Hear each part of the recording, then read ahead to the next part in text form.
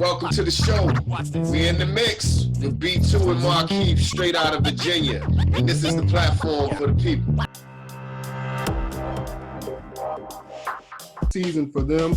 As you know, this platform is about sharing information to our community, and who else that makes decisions that help impact our community significantly other than Congresswoman Luria and the legend himself, Congressman Scott, who in our circle we call the OG of welcome to the show. Welcome to the show. Our elected officials. We thank you all for being here with us on the night.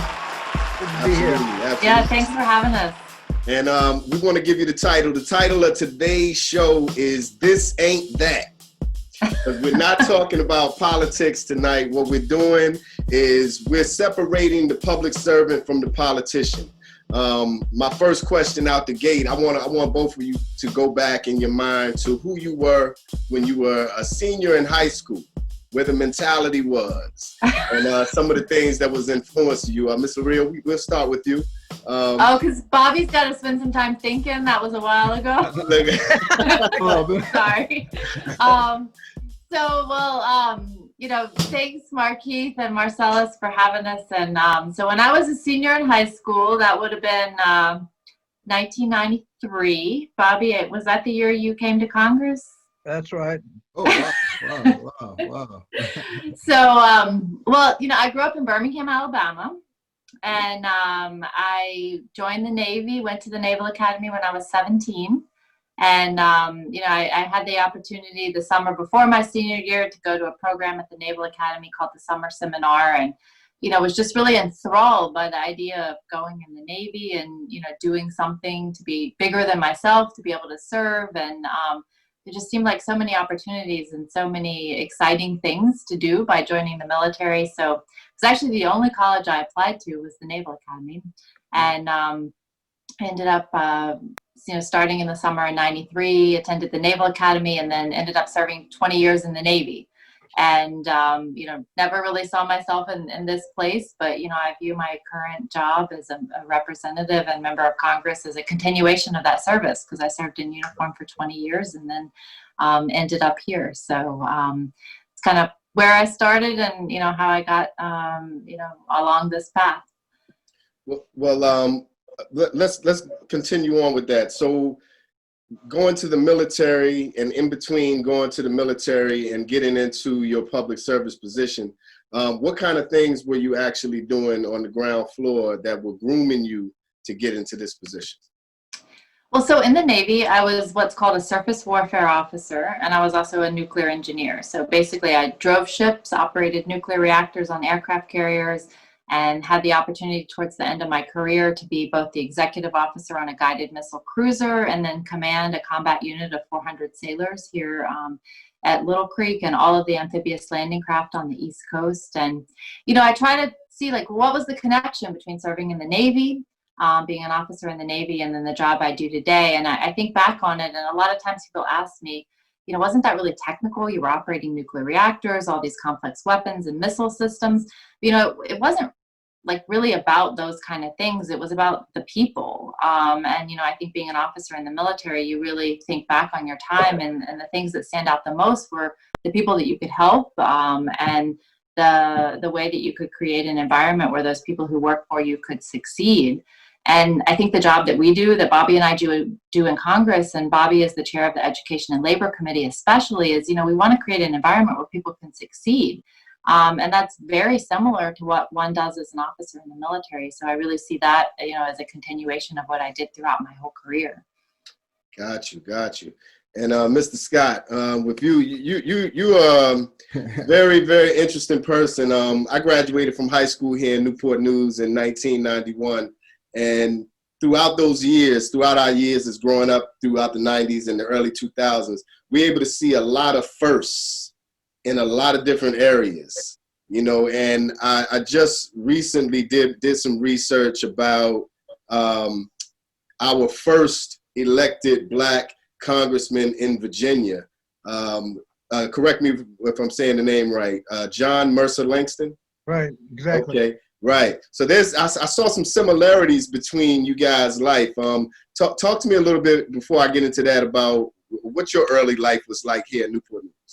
Well, I grew up in Newport News, and y'all have been joking about my age, but there was legal segregation still going on when I was in elementary school.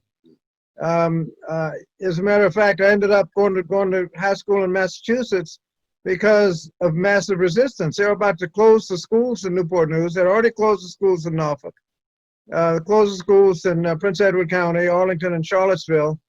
The language in most people miss the language in the Brown v. Board of Education case. It says it's doubtful that any child may reasonably be expected to succeed in life if denied an opportunity of an education. Such an opportunity, comma, where the state has undertaken to provide it, comma, is a right which was to be made available to all on equal terms. The only part of that language, of that very powerful language in Virginia, apparently read was where the state has taken to provide it, undertaken to provide it. Because they figured if the court orders them to desegregate, they can comply with that by just closing the schools and provide equal education to everybody. No education to everybody. That's equal. Right, right. And so I ended up going to high school in Massachusetts College and law school in Massachusetts. And the day after I got my degree, my law degree, I drove directly from Boston to Charlottesville to take the bar review course, took the bar exam, and then came back and had to wait to get the results, but ended up starting practice in Newport News. And you just notice, as a lawyer, a lot of things hadn't changed. There was one elected official in Newport News, Jesse Radley, a member of city council. Mm-hmm. Yeah. There were no lawyers anywhere outside of general practice. There weren't any lawyers in the city attorney's office. There were no black lawyers in the prosecutor Commonwealth attorney's office. There was no legal aid. There were no black lawyers in white firms. So I started practicing with, talk about legendary, Phil Walker, Al Smith, and Archie Felton, and subsequently with Will Taylor, and started practicing law. After a couple of years, you just notice so many things that aren't right. And John Lewis, I had the same kind of attitude John Lewis had. If you see something that's not right, do something. Mm-hmm. And so I decided to do something. I ran for the House of Delegates. Now, I didn't know at the time that I couldn't win. You look at the numbers now, and the numbers aren't there. I can't win. I wasn't burdened by that. I ran and won. If I'd been more intelligent, you know, maybe I wouldn't have run to begin with. But I ran, got elected to the state house, state senate, and eventually to Congress. But there were so many things that just weren't right that you can do as legislators, taking advantage of the vote as the important thing, and not just complaining about it. I'm not good at complaining about stuff. Right. I'm more focused on getting something done. When people talk about the wealth gap in the community, blacks have about 10% of the wealth that whites have, and some people can do what I call celebrate the problem. I mean, they give speeches about how bad it is. They get standing ovations, people hooting and hollering.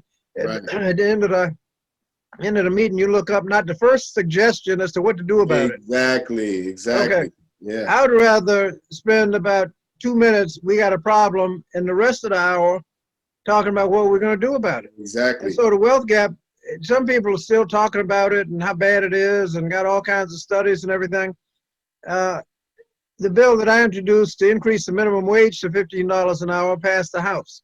Mm-hmm. The bill that I introduced to make college more affordable, because the best jobs go to those with the best education. Well, I don't want to go ahead. I don't want to go too far ahead. So there's a lot of stuff we can do to fix it. Yeah. And so my job as a legislator has been to try to go ahead and fix it, and not just complain about it. Understood. You know, growing up, we share a common family extension. Dr. Hines, Dr. Bill Hines, and Carolyn Hines, they were very influential in my life, and I realized that you guys had a relationship.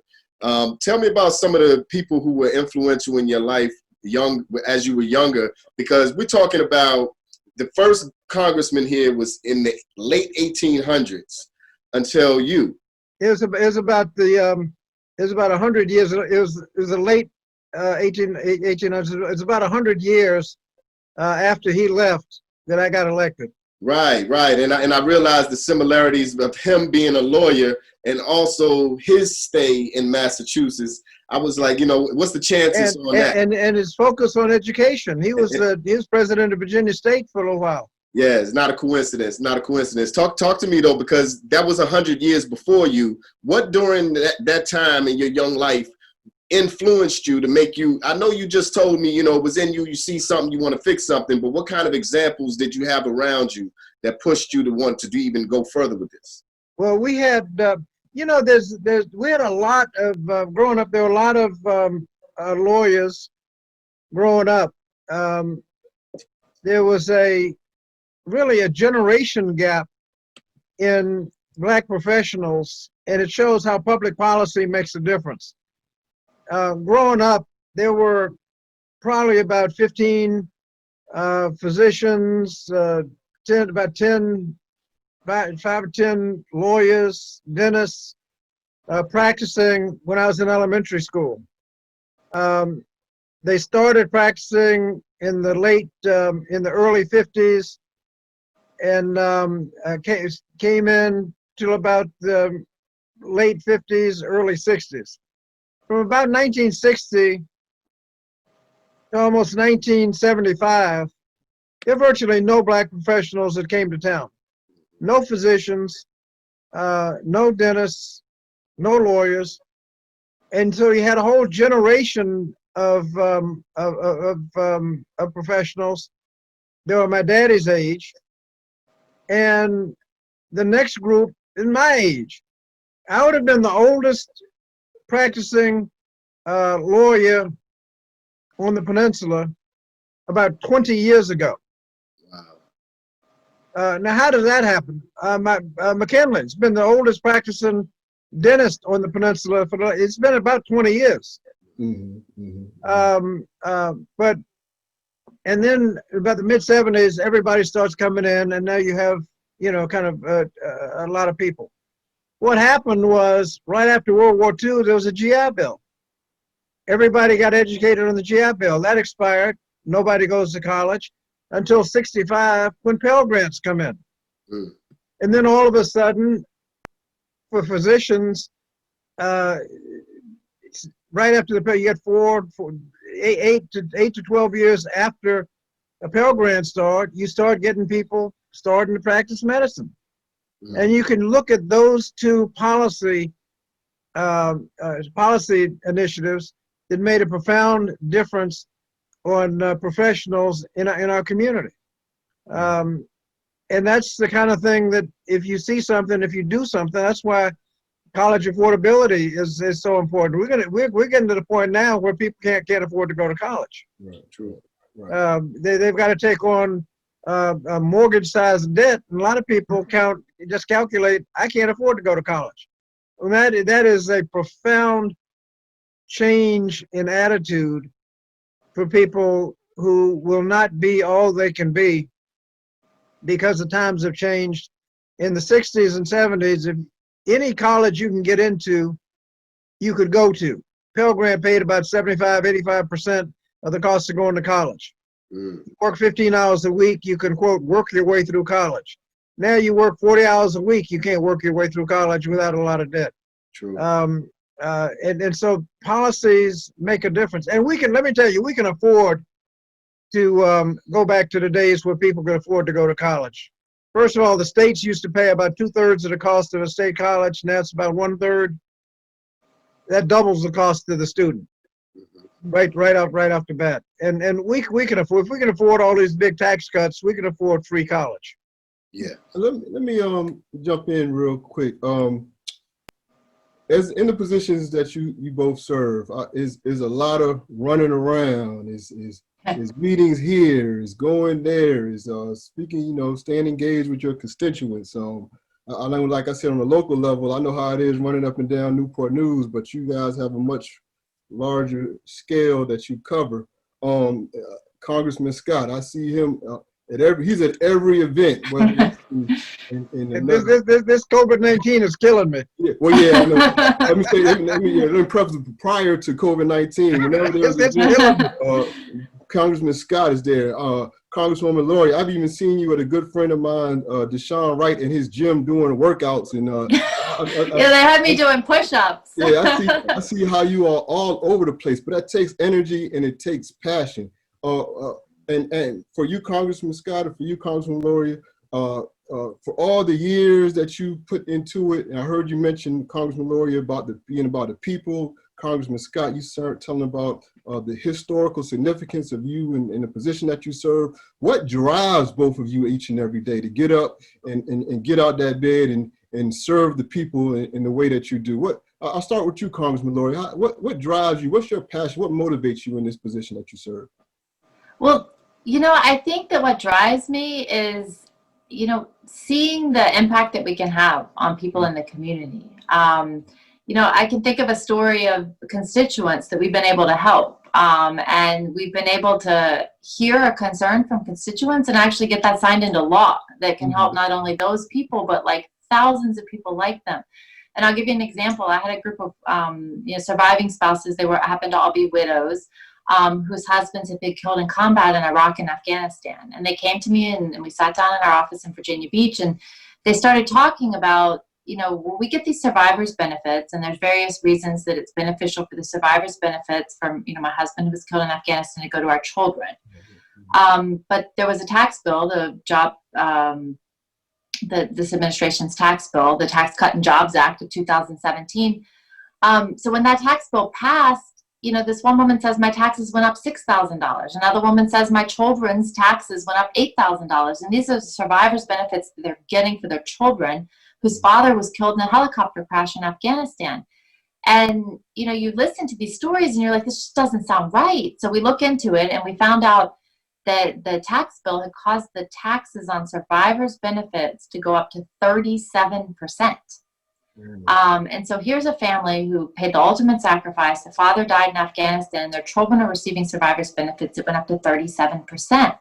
And so, the kind of thing that we do when you hear that is you got to figure out why, what can you do about it? So, we took that back. Those tax issues belong to the Ways and Means Committee. So I sat down with my colleagues on the Ways and Means Committee and I said, this just doesn't sound right. So I ended up crafting legislation that ultimately got included in another bill and passed last year for Gold Star families. And so, the idea that we were able to help these families who were being unfairly, we would like to think inadvertently taxed at such a high rate, something like that, and knowing that it's not just the women I sat around the table with who are suffering from this, but, thousands of people around the country. And it's those kind of things where we know that we can hear things from the community and take them back and fix them. That's really what motivates me about this job. And, especially now we're in a very difficult time with COVID, and hearing all of the challenges that people have financially, with the public health emergency, small businesses. And so, that kind of, rate of hearing those things and what can we do and what can we take back to Washington to try to fix this, has really accelerated. And so, some of the things like the small business programs, the payroll protection program, and we heard from businesses right away, the way that SPIL was written, and we wrote it quickly. For example, 75% of the PPP loan, the payroll protection program loan, had to go to payroll. And we heard from businesses right away, well, that doesn't make sense. We have other overhead expenses. And so we were able to take that back and fix it. And we were able to change it to 60-40. And then I heard from seasonal businesses. We have a lot with our tourism sector, both in the historic triangle around Williamsburg, at the oceanfront. Well, they're expecting us to base this off of our payroll in February. We're a seasonal business. We don't have anybody on our payroll in February. It makes sense to base this off of what our season is. And so taking those kind of things back and having fixes either legislatively or administratively through rules within the different parts of the government that implement these things just being able to fix things that we hear are problems are really, what motivates me. And, I feel like, it's only my first term, but I feel like I've been successful in quite a few of those things and being able to get results for people. So that's what makes me get up every day and keep wanting to do this job. Awesome. About it. I can feel the passion in both of you about it. One thing about it, this platform is about recognizing our leadership in the community and being able to direct our people, our families to the support and the resources that we have around us. A lot of times people don't know what's available for them to use. And when it comes to the families and our youth, that's my main focus, the youth. And I see a lot of times we struggle to have programs for our teenagers to be able to transition from being teenagers into adulthood, especially if college is not in their future. The other opportunities that we need to try to hone in and develop their skills and be able to show them that support. What kind of programs, resources, or support would you like to champion? Would you like to let the people know about that is close to you, or something that you have created that you are actually developing for the community? Well, Bobby is the chair of Education and Labor for the whole Congress, and I know that workforce development is one of the main issues that he's focused on. And, I can touch on the fact that, there are a lot of really good, well-paying jobs out there that don't require a college degree. And, Hampton Roads is the perfect example of that. I mean, 25% of the shipbuilding and repair that happens in the entire country happens here.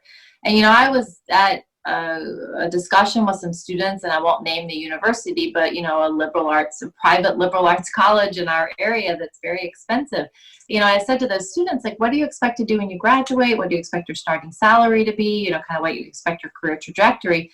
And I got a lot of blank stares. But if you think about the fact of all of the jobs that we have here, related to the shipyard, related to other opportunities we have with some of the development of offshore wind and things that we're doing here that, kind of also fit into our industrial base, I think it's really important to be able to get those skills at the high school level or, in technical training so that people can take advantage of those jobs. And, a starting salary for a welder with some basic training is, in the $60,000+ range. And, some people can incur all of this college debt and start out at a much lower salary and not really have, the same opportunities with all of that debt saddling them. So, as much as we can do to try to promote these opportunities, especially ones that are unique to our area, to the military, the shipbuilding industry, and some of the other things that we have here that don't require a college degree, I really think that we need to emphasize those and get the word out there and work, at the federal, state, and local level to get that education, into our high schools and, as far as the community college and other technical training level. And I know Bobby, works on this day in and day out because he chairs the Committee on Education and Labor. So I turn over to you, Bobby, because I know you're working on a lot of things in this area. Yesterday, I spent 5 hours fighting the Republicans, reporting a bill on apprenticeships, expanding apprenticeship opportunities to not only the traditional welding, carpentry, electrician, but other industries where apprenticeships might be developed. And if the bill becomes law, there'll be 1 million additional opportunities as a result of the legislation. Apprenticeships, the average graduate of an apprenticeship program makes $70,000 a year. They get paid while they're being trained. Most of the apprenticeships, the more formal ones, are like 3, 4, 5 years. So to become a journeyman electrician, it's about a 4-year, mostly a lot of it is on the job training. And that's what I spent all of yesterday doing. So there are other opportunities that we're trying to do in the Higher Education Act to make sure that some of the programs that our community colleges are developing, they have little 6, 8, 12, 16-week programs where they can give you enough skills to increase your salary 25, 50, even 100% if you take these courses. Unfortunately, you can't use a Pell Grant for those because Pell Grant can only be used for courses leading to a degree. If all it leads to is a good job, you can't use the Pell Grant. No, we need to fix that. That's one of the things we can fix. And so making sure those opportunities are there. But I think part of your question was what I've been trying to do the whole time I've been a legislator in criminal justice reform is try to get the mindset away from waiting for young people to drop out of school, join a gang, mess up, and get caught, and then jumping up on a soapbox and yelling about how much time they're going to get. How about trying to get them on the right track and keep them on the right track with after-school programs, counseling, dropout prevention programs, and everything else to keep them busy in constructive things so they don't get in trouble to begin with. Exactly.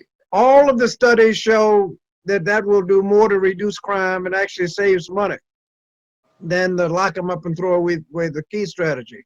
And that's difficult because you're going to get labeled soft on crime. And unless you're willing to really, the easy thing to do when they put up a tough on crime bill is just go ahead and vote for it. You never get in trouble voting stupid on crime. But if you try to do something intelligent, they're going to have 30-second commercials coming after you.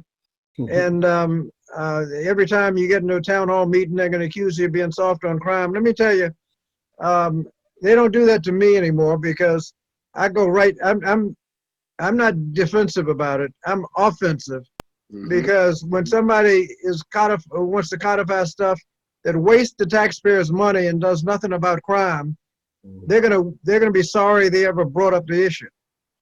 These initiatives that I'm supporting reduce crime and save money, as validated by sophisticated studies that prove it.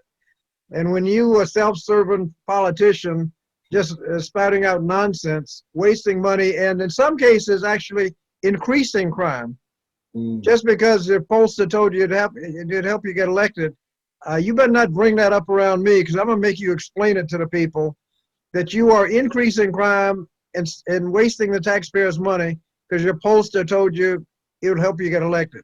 Now you explain that a little bit, but the kinds of programs, after-school programs, particularly those that have the organized sports with adult interaction, those are the kinds that build character, keep people out of trouble, and make all the difference. I tell you, every time I go to the Peninsula Youth Orchestra and see young people playing in the orchestra, they don't look any different than the ones you see in juvenile court. But they had an opportunity. Yeah. And why didn't those you see in juvenile court get the same opportunity? They wouldn't have been in juvenile court. Why can't we have a little more opportunity? Peninsula Youth Orchestra, Little League Baseball, after-school programs, arts and arts and things like that. Those are the kinds of things that make a profound difference in people's lives, to get them on the right track and keep them on the right track and have opportunities all the way through. So instead of a cradle to prison pipeline, you have a cradle to college and career pipeline. Yeah. We know that if you get somebody into college or on the job, the crime rate plummets. They're too busy to mess up. They got too much on the line to mess up. So that's the whole thing. Just get them into college or on the job before without messing up, and you're done. We don't do that. We let them sit around, join a gang. What in the world are people thinking joining a gang? I mean, what was the second choice? Well, the simplicity of it all is every issue starts with relationships and communication, right? The whole thing about whatever we do, whatever we're in a meeting, wherever we're talking on a platform like this, wherever we're trying to get something done, everything is about relationships and communication. So when it comes to the grassroots organizations, our leadership in the community, we describe them as community warriors because of their consistency in the community. We're talking about our active parents, our teachers, our coaches, our leadership who creates programs and resources for the kids at a grassroots level. Do you find it difficult getting a meter or a definitive feeling from the community, the organizations, these grassroots organizations, these community warriors who we're speaking about? Do you feel it difficult to create these relationships with these organizations to be able to understand what the needs are at the lowest levels to be able to really bring us all up? Because we know if we're only as strong as our weakest link, and if we don't have it in our weakest communities, then we're always going to be repeating the same cycle. So that's why you see me out in the public so much. Yes, because that's how you learn from people. When you're out there talking to them, when you're out there attending their events, you can see what they're doing and what they need by attending all those events. It's it's not for my health. It's because that's the way you get the job done, and knowing what people need, knowing what programs are going on. You find out what they're doing and what they need, and that's an essential reason why you really need to be out and amongst the public. That's why I always commend you, Congressman Scott, because like I said previously, whenever there's an event, no matter if it's 5 people there or if it's 5,000 people there, you are always there. You have your hand, like I said, pre-COVID, but you always have your hands on. You're always willing to listen, and every time I'm engaged in an event and you're there, I always learn a great deal from you because of your your knowledge and your wisdom that you share. And I know your time is valuable, and we got to get ready to cut it off. But I want both of you to share a little bit on this question that I have for you. When it's all said and done, when you put in your last vote, you know it's all over with for you. What do you hope your legacy is for the community, for the people that you serve? What would you like people to say about Congresswoman Luria, Congressman Scott, when you look back over your political career serving in Congress? Well, one of the things I've been focused really on 3 issues: healthcare, education, and criminal justice. And education and criminal justice actually kind of work together, because the more education you have, the less likelihood you're going to be involved in criminal justice. So looking back, you just want to make sure people have better educational opportunities. We've got I talked about segregated schools. There's a recent study that showed that the schools today are as segregated as they were in the 1960s. Yes. And there are things that we can do to do something about it. This administration is going backwards, but there are things we can do to improve on it. You've got to integrate the schools, because that's how you get there's a wealth gap. Black schools are underfunded, so we have to do something about that. But you have to make sure people start off with good opportunities, and that will, keeping them on the right track, deal something about criminal justice. But in the end, did we close the achievement gap? Do we having people with opportunities? Do people have health care? I mean, this administration has done everything it can to sabotage Obamacare with nothing to replace it. As a matter of fact, one bill that actually passed the House, the Congressional Budget Office scored it and said if that bill becomes law, costs are going up 20% the first year, 20-some million fewer people will have insurance. The insurance you get will be worse than what you got, and people with pre-existing conditions will start losing their protections. It passed the House and they celebrated because it wasn't Obamacare. Now, thankfully, you remember when McCain hit thumbs down, that's what killed it.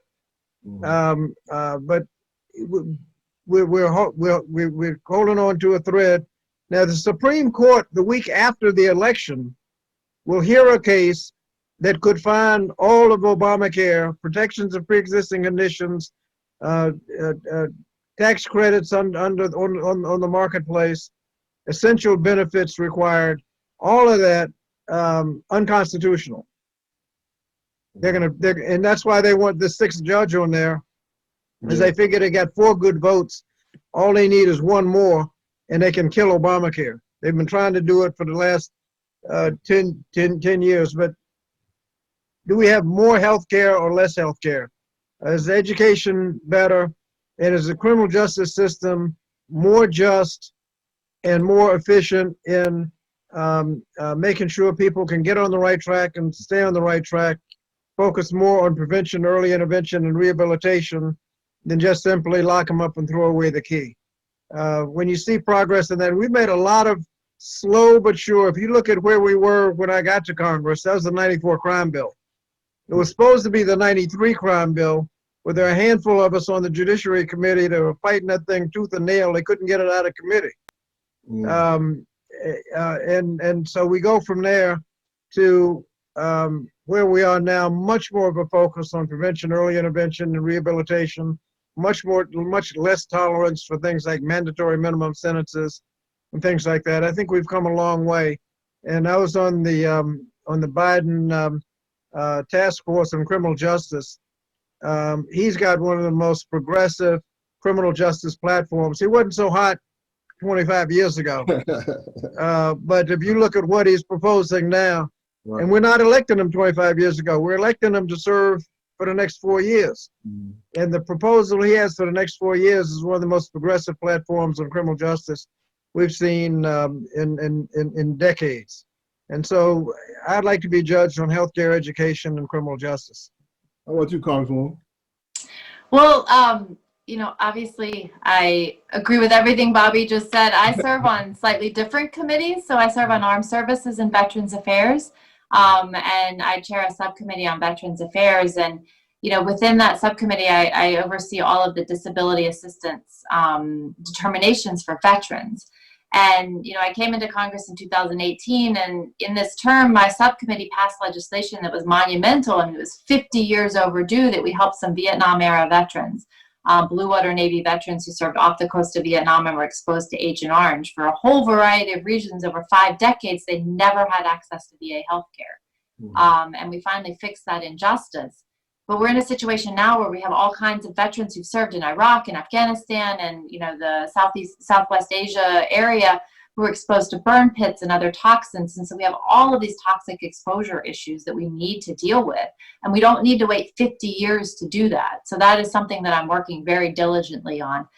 Within Armed Services, you know, I chair the I'm the vice chair of the Sea Power Subcommittee. So if you think about our area and our economy, we build all the aircraft carriers here. We build half the submarines, and this is 42% of the economy here on all of Hampton Roads, directly related to the Navy and DOD.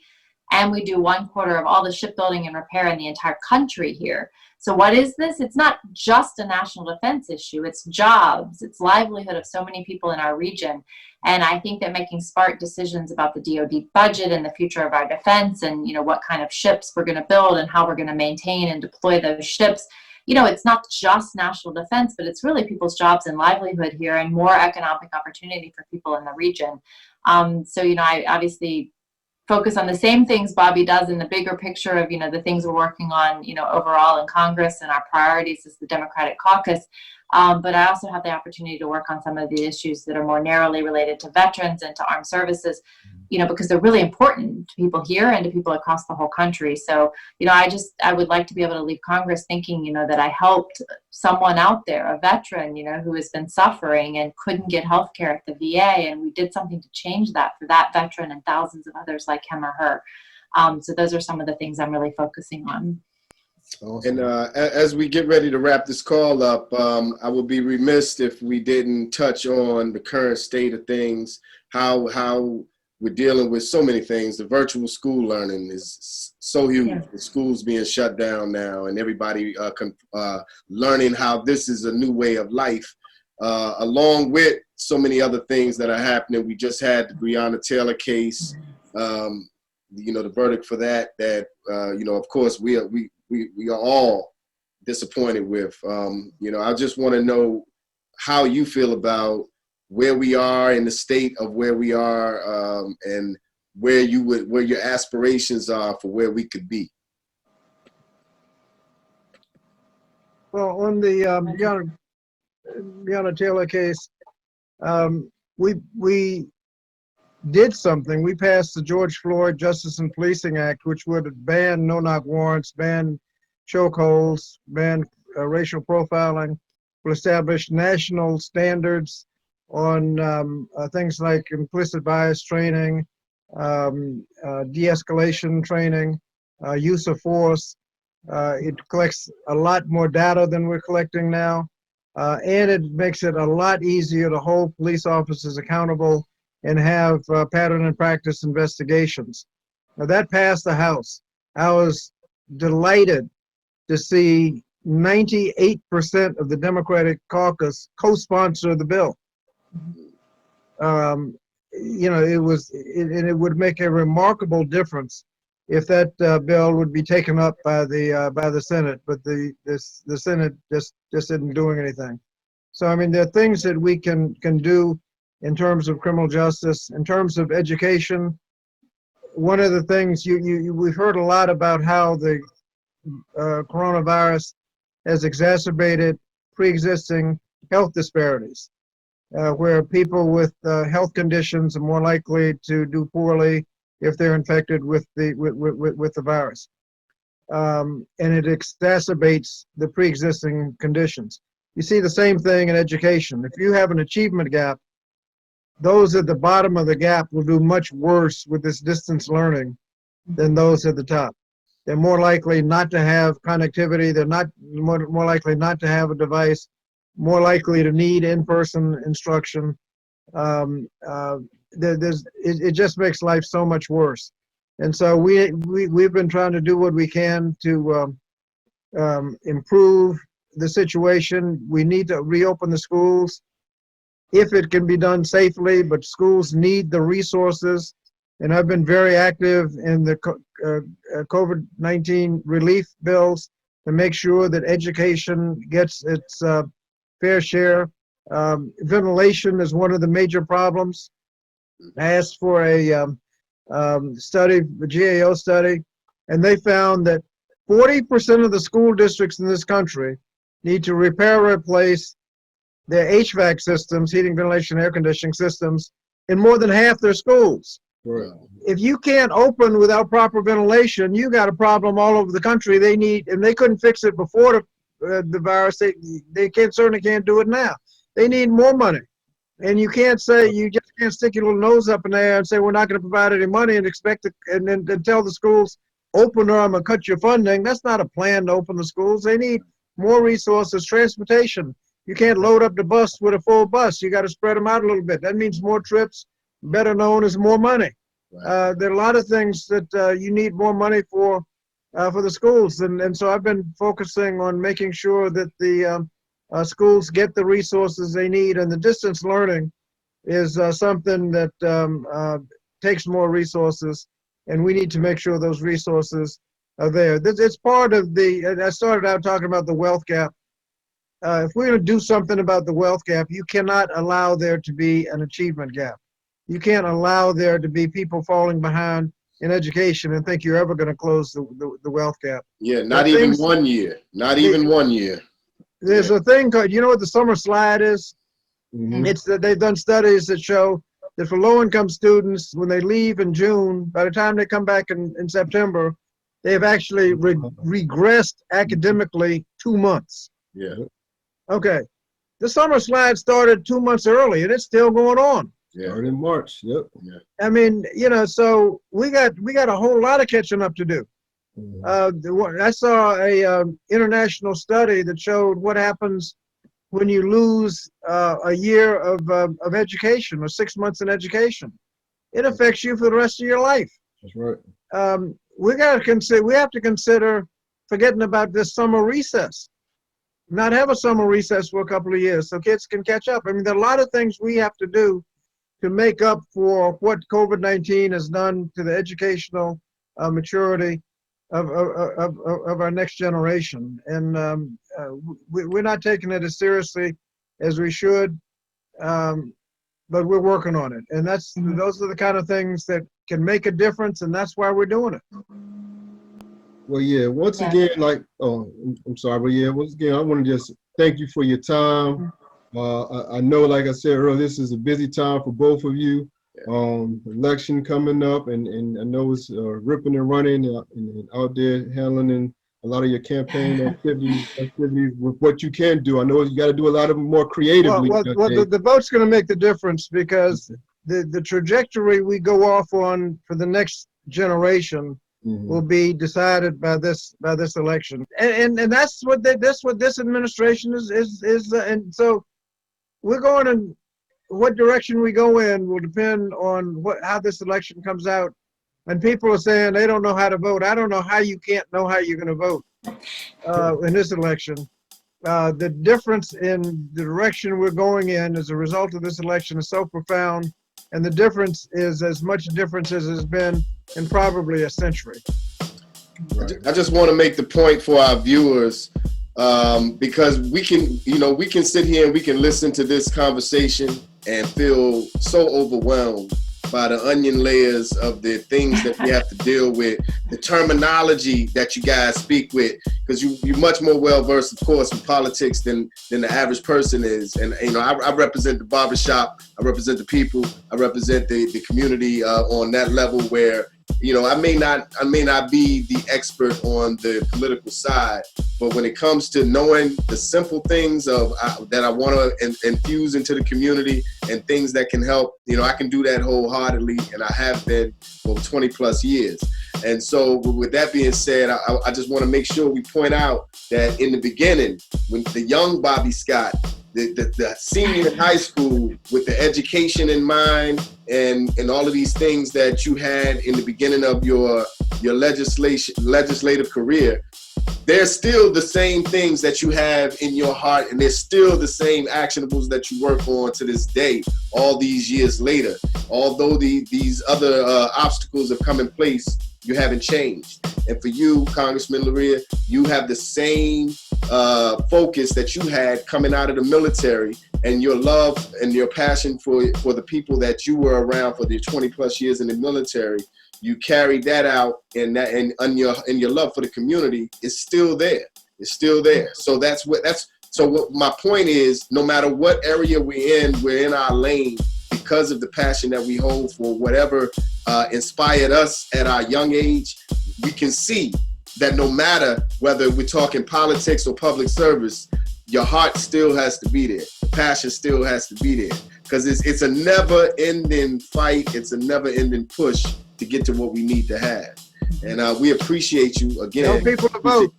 Tell them to Exactly. vote. And before we leave, Thank let's say you. everybody get out and vote. Yes, Cindy, Congresswoman Luria, Congressman Scott, just for the people, as my brother Markeith said, let them know what district you're representing and get out there and vote for you. I'm in the 3rd District of Virginia. It includes parts of Newport News, Hampton, Norfolk, Portsmouth, Chesapeake, Suffolk, Isle of Wight, and Franklin. And also vote against the first constitutional amendment. It's a bad amendment. We'll be messed up if that thing passes. Well, I'll wrap up by saying that. So I'm Elaine Luria. I represent the 2nd Congressional District, and so that is part of Hampton, James City County, York County, the city of Williamsburg, and then hop over to the south side. It's the other half of Norfolk from Bobby Scott, all of Virginia Beach, and then the Eastern Shore, so Northampton and Accomack counties. So pretty big area, and Scott and I kind of split Norfolk and half of the peninsula. So. Yes. Thank you so much for your service. Well, thank you for having us, and thanks for doing this and getting the word out about these important issues. Yes. Definitely. Hey, Thank you. you're in the mix.